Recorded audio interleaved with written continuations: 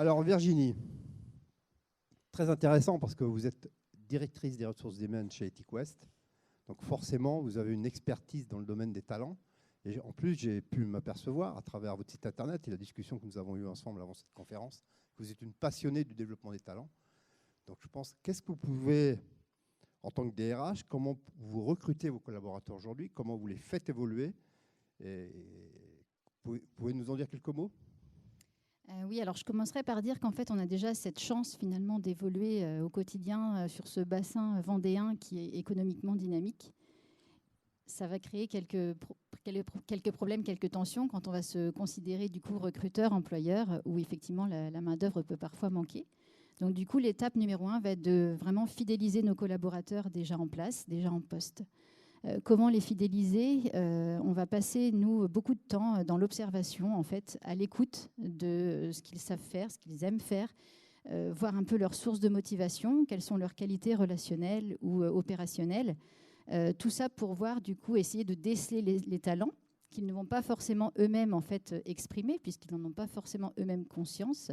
Donc, on va essayer vraiment de leur laisser libre cours pour les laisser évoluer un peu naturellement et laisser un peu comme ça, de cette manière-là, se révéler les talents. On a un très bon exemple, nous, chez EthiqueWest. On a une collaboratrice qui est depuis 25 ans maintenant dans la société. Elle a passé 20 ans en production puis expédition, responsable expédition pour finir. Quelqu'un ultra dynamique, qui aime les gens, qui aime le contact, qui aime les challenges aussi, qui est vraiment pleine d'enthousiasme et de pugnacité. Et du coup, quand il y a 3 ans, on a eu l'opportunité de créer un poste de commercial, j'ai pensé à elle, en fait. C'était juste une évidence, finalement, mais elle-même ne s'était jamais projetée sur ce type de poste. Je pense qu'elle ne l'aurait même pas, quand on lui en a parlé, elle est tombée de sa chaise, voilà.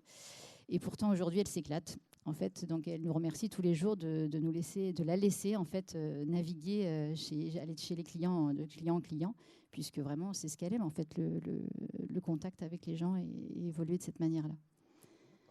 D'un point de vue recrutement, du coup, pour y revenir, c'était tout de même votre question. Alors, fabricant d'étiquettes, bon, ça ne fait pas rêver, à Soulan, 45 salariés, voilà. Comment recruter? Du coup, on va pas forcément non plus se concentrer sur les compétences, puisque une école de fabricant d'étiquettes, ça n'existe pas. On ne va pas chercher des personnes qui sont issues de notre métier, puisqu'il y a très peu de confrères, en fait, en tout cas dans le secteur. Donc, on va finalement se dire qui on veut recruter. Quels sont les talents, quelles sont les motivations, quelles sont les qualités relationnelles ou opérationnelles que l'on veut rechercher chez une telle ou une telle personne. Et ensuite, ça va être à nous, une fois qu'on aura identifié un potentiel, pour rejoindre ce que disait Philbert tout à l'heure, de lui trouver sa place, finalement. À nous de faire en sorte de l'intégrer au mieux dans notre équipe et pour faire une complémentarité de talents, puisqu'on a besoin de multiples talents pour avancer ensemble. Et après, une fois que cette personne est arrivée, à nous de le laisser du coup exprimer ses talents, les exploiter à bien, les mener à bien pour que lui se sente bien, donc reste. Et puis que ça tire tout le monde vers le haut, en fait, que ça pousse aussi la société vers une évolution collective. Donc trouver cette adéquation talent-poste, finalement. Ouais, très bien. Ce qui m'a frappé quand je vous ai eu au téléphone pour préparer cette conférence, c'est vous avez beaucoup parlé de valeurs, d'état d'esprit, de qualité relationnelle et comportementale. Dans votre entreprise, si on prend vraiment l'exemple de votre entreprise, quel est l'état d'esprit que vous recherchez? Quelles sont les qualités relationnelles et comportementales que vous recherchez? Quelles sont les valeurs que vous recherchez chez vos collaborateurs?